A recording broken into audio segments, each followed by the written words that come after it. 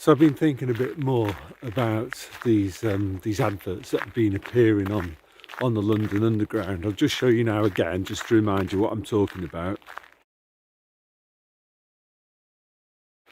So I think I know the way that this is going to work out. I think it's obvious. You know, we're moving towards what's called authoritarian collectivism, where in the type of society that Starmer wants, what you want is irrelevant, and what they're going to demand of you is that you conform. Your rights as an individual don't matter. Instead, what you must do is adjust your behaviour for the greater social good. And the greater social good is defined by these technocrats, people like Starmer. So the narrative that's going to be pushed is, oh, you must top yourself for the greater social good. It might be, you know, the NHS is, we've got too many patients, so the solution is we need fewer patients. And so, yeah, you've just got to, like, you know, self-terminate yourself to relieve the pressure on the NHS. The other kind of collectivist message will also be stuff like, oh, we can't afford to pay pensions. There's too many old people living for too long. So you've got to self-delete to save the economy, to save other public services. What about the children? Your pensions mean that we can't afford to educate your grandchildren. So it will be trying to guilt trip people into self-deleting for, as I say, the greater social good. So what do we do about this? Well, like, very simply, we refuse to comply. And in fact, we do the very opposite of what they want us to do. So we try to live for as long as possible. And how do we do that? Well, the thing that they're very, very hostile about is people discovering what's called the proper human diet, the type of eating that our bodies were designed for. So that's doing the exact opposite of their healthy eating advice. So if they say eat more complex carbohydrates that break down into sugar, what we do is the exact opposite of that. We eat fewer, we go carb free, and we eat meat. They say don't eat meat, so the solution is, yeah, we eat more meat. They want us miserable, sat at home, you know. So what do? We get outside and we enjoy nature. You know, today it's a bit of a cloudy one here, but I don't care. You know, there might even be a touch of drizzle in the air, but that's not going to stop me. You know, I think the Finns have a very good attitude. You know, they say that there's no such thing as bad weather, only bad clothing. So, you know, if you're living in England, invest in some waterproof gear and just get out there, whatever the weather. Don't let that stop you. Develop a bit of backbone and don't oblige them. Diet is 90% of your health, to be honest with you. So you know, if you're ditching all of these stuff, you know, like, sorry to say this, like, Kit Kats are not your friend, Pringles crisps aren't either, nor is Coca-Cola or the processed junk sold at Marks and Spencer's.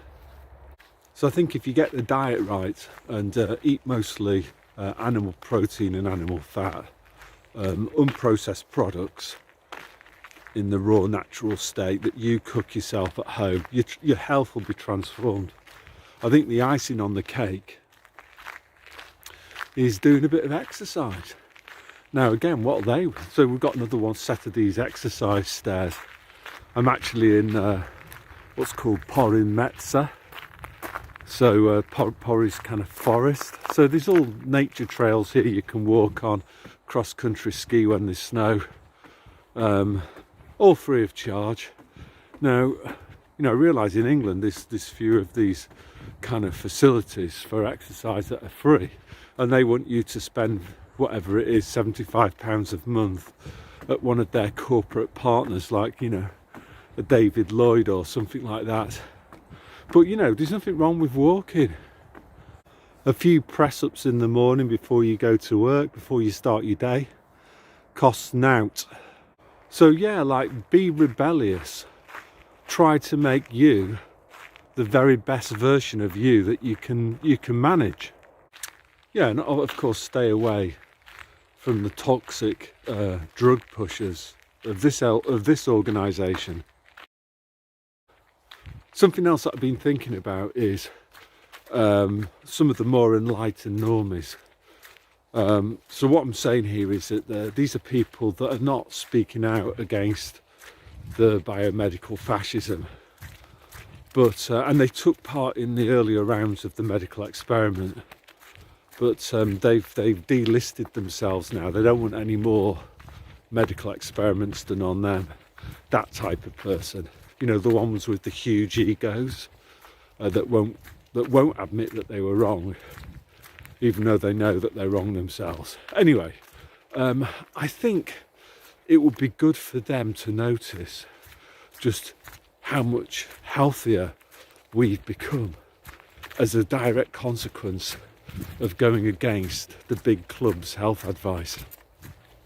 So I include myself in this. You know, I'd let myself get a bit too heavy, and you know, I've basically lost more or less what I wanted to lose through adopting low carbohydrate and staying away from the processed sugars and grains and pasta and potatoes and bread and all of that jazz. Now, I think that some of the kind of more enlightened normies, they're probably carrying excess weight too, and they've been following the big club's healthy eating advice, and they've probably been failing spectacularly. So what I think would be a pretty cool idea is for them to notice our improvement in health, and then from there, that might encourage them to start thinking. You know, they're egomaniacs, so of course they care about their own body weight and how they look, and this could actually be a way into breaking their programming through health and diet. Tell me what you think in the comments. You know, there's so many people in Britain who I remember who were kind of overweight or obese. They didn't like it. They cared about their health in the sense that they adopted a low-fat lifestyle and all the rest of it. They followed the healthy eating advice, but it didn't work. So maybe we can prick their interest by us showing them an example that they might be curious about. And then it's almost like a gateway drug, you know. Once we've got them to kind of like question the big club's healthy eating advice, then other things might follow on as a result of that. They might start to question more things. They might begin to see the truth rather than just basing their perceptions on the shadows that they can see on the wall of Plato's cave. And yeah, another analogy, I guess, reversing some of these kind of narrative that controlled opposition uses. You know, what we want to do is to get people out of the establishment's rabbit hole, out into the clean, fresh air of the real world. You know, rather than we don't want people going down rabbit holes, we want people coming out of them, out of a controlled reality into something that's real, the truth. And what I've been trying to say in this video is that the best way of doing that is by leading by example, by being personal exemplars. Because I think with a lot of these normies, you know, if you try to explain using words, then you're going to get, you know, the Terminator response, aren't you? You know, oh, that's just a conspiracy theory. Oh, are you a science denier? Or, you know, all of that type of stuff, right? So to short circuit around that, we need to kind of prick their curiosity without actually saying anything, by just showing them what we've become. About 2-3 years ago, I remember Gerald Salente.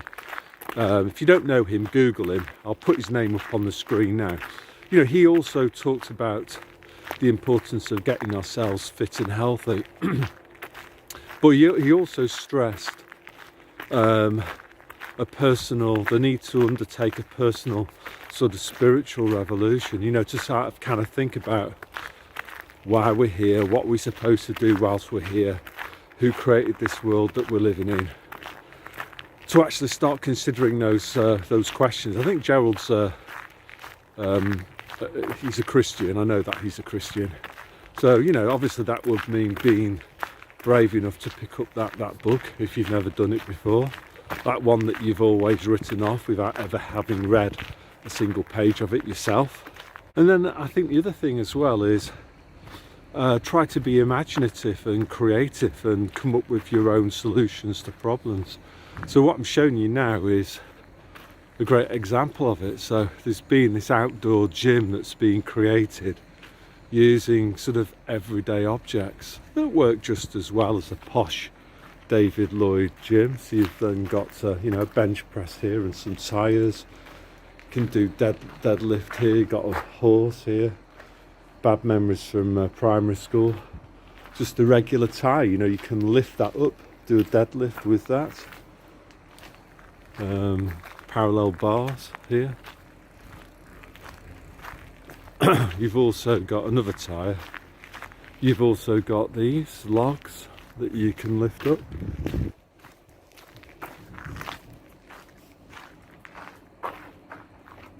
Some sit-up benches. So this type of thing is the big club's worst nightmare, because it involves you getting fit and healthy. You know, obviously there's massive connections between being physically healthy and your own mental health, and the big club doesn't want that. They want you fat, depressed, on your screen, getting even fatter, eating Pringles crisps and drinking Coca-Cola. Yeah, so I think the thing is that what we need to do is to try to internalize as many of those external constraints as possible, and rather than focusing on things that we can't control, focus on the things that we can control. And as I've been talking about here, what we choose to put in our mouth is something that we control. Whether we choose to go out for a walk every day, that's something that's within our control. And what I'm urging people to do is, yeah, just do it. Control what you can control and aim to be the very best version of you that you can be. And that's all I want to say today, so God bless.